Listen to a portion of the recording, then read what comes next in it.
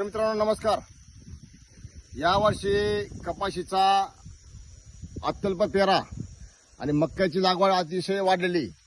या माध्यमातून शेतकऱ्यांना आपण असं दाखवलं की ठिबकवर मक्याची लागवड केल्यास मला वाटतं की उत्पादनात चांगल्या पद्धतीने वाढ होऊ शकते ठिबकच्या माध्यमातून, कारण खतांचे सगळे डोसेस वगैरे आपण त्याला देऊ शकतो। पण मक्का लागवड करताना मजुरांच्या लागवडी ऐवजी आपण जर या टोकन मशीनचा उपयोग केला तर मला वाटतं आपली लागवड ही तंत्रशुद्ध आणि अभ्यासपूर्ण होऊ शकते। या माध्यमातून दोन दाण्याचं अंतर एक राखलं तर दाण्याची जी डीप असते ती एकसारखी असल्यामुळे सगळ्यांचं जर्मिनेशन एका वेळेस जर्मिनेशन होतं, तर तुमच्या उत्पन्नामध्ये अधिक प्रमाणात तो फरक पण पडतो। आपण बघू शकता नारळामध्ये आंतरपीक म्हणून आपण मक्याची लागवड केलेली आहे।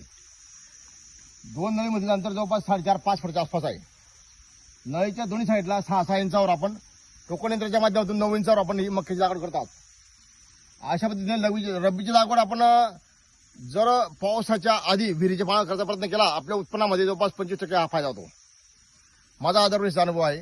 तर शेतकरी मित्रांनो, नारळामध्ये आंतरपीक म्हणून मक्याचा आपण प्रयोग केला आहे। दरवर्षी माझा मक्का असतोच, चांगल्या पद्धतीने येतो। यावर्षी सुद्धा आपण हे नियोजन केलं आहे।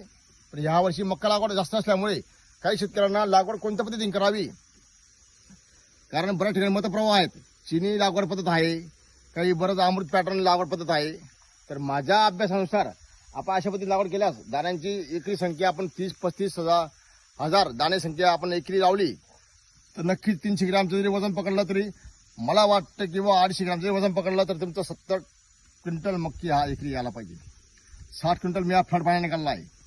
यावर्षी आपण ठिबकवर नियोजन केलं आहे। मागच्या वर्षी रब्बीमध्ये खरीपामध्ये पीक स्पर्धेत आपलं नाव पण होतं, मला हेक्टरी 109 क्विंटलचा उतारा बसला आहे मित्रांनो। तर अशा पद्धतीने नवीन प्रयोग करून आपल्या शेतीमध्ये उत्पन्न कसं वाढेल यावर शेतकऱ्यांनी काम केलं पाहिजे, अशी मी शेतकऱ्यांना आवाहन करतो। धन्यवाद शेतकरी मित्रांनो।